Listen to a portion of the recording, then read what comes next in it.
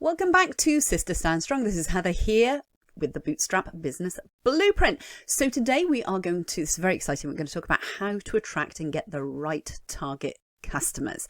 Because yesterday and the day before, we spent a lot of time looking at other people's businesses, and this is where we start to look at yours and get that uniqueness coming in. So this is about building firm foundations. And firm foundations really start by understanding at a very deep level who your customers really are. And this can't be underestimated because it forms literally the foundation stone of your entire business and your entire marketing. Because after all, without customers, you don't have a business. It's really important also to know where these customers are. Because if you don't, you're going to waste a lot of time, energy and money hoping that they're going to find you. And that's like setting up a shop, you know, a retail store, and putting the sign up and just sitting there waiting for people to find you in an area where there is no passing traffic. And so online business and offline business, it doesn't matter which one you're doing, whether online or offline, the bottom line is that you need to know where your customers are and you need to reach them exactly where they are rather than relying on them finding you.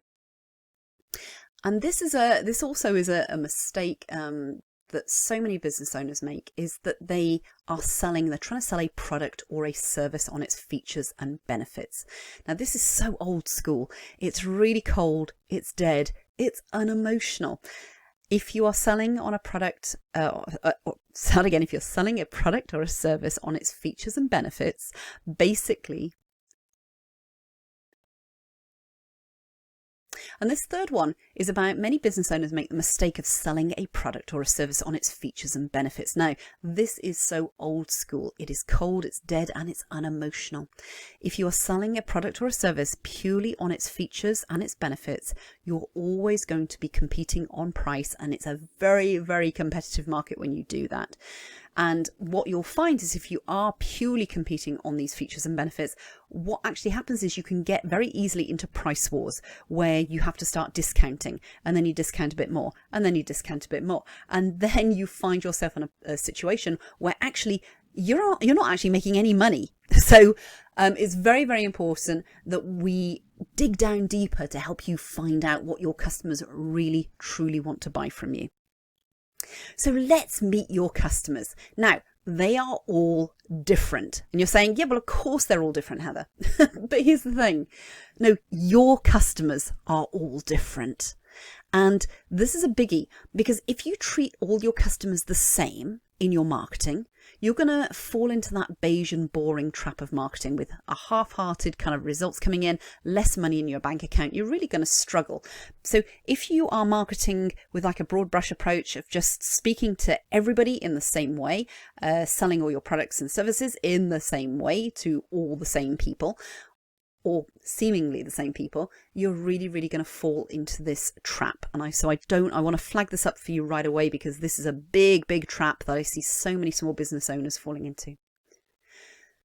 The second thing is that by using something which in marketing term speak is called segmentation.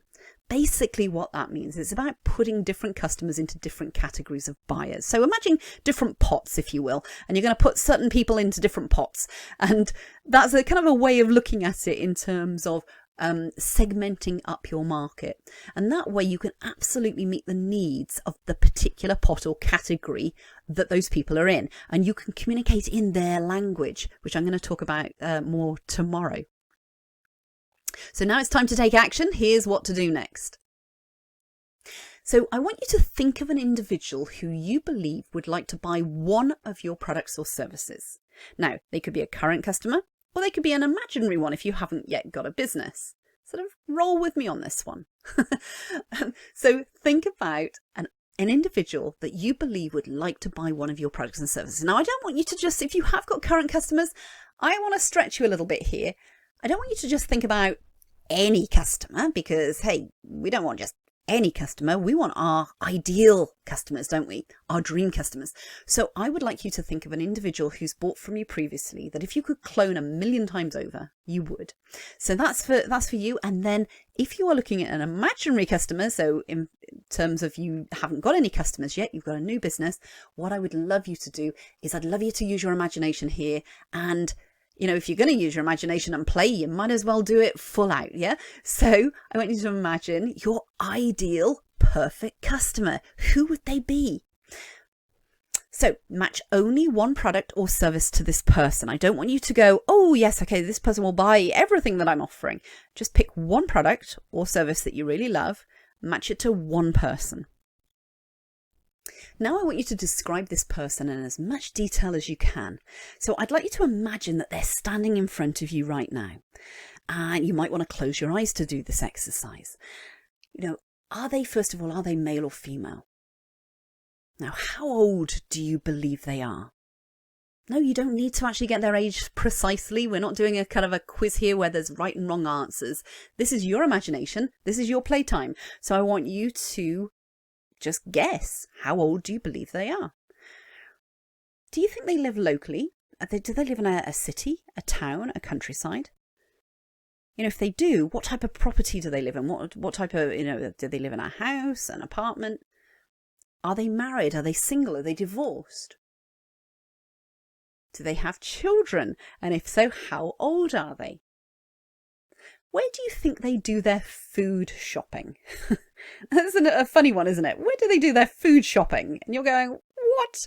Well, the thing is that people's choices will have an impact on what they buy and what they believe. And so where somebody does their food shopping is actually, it gives you quite an insight actually into what type of person they are. For instance, do they only buy organic food? Do they go down to a local farmer's market?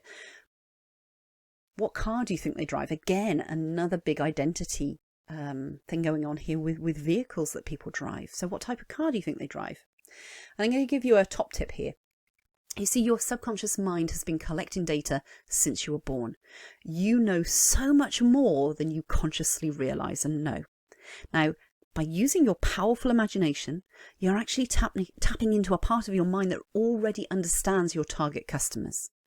So I want you to go with the flow and play a little bit here. You're absolutely going to be surprised how accurate you are. Now, in the persona workshops that we do in our sort of bigger programs, basically what we do is we take people through this subconscious exercise and we go real deep on this. So they're actually walking alongside their ideal customers. And it never ever ceases to amaze me and our clients that they can actually, they will actually attract those customers. So we had one lady who was in retail and she contacted us. She was on, she said, "You're never going to believe this, Heather. The people, my personas that I created, that I actually drew down from my imagination, they have just walked into my store right now. Same age, the way they were dressed, the way they spoke, everything." So I want you to really play with this one. As I said, your subconscious mind has collected all this data. You actually know who your ideal customers are. You probably just haven't dug deep before. So have fun with this exercise, and I will be back with you tomorrow.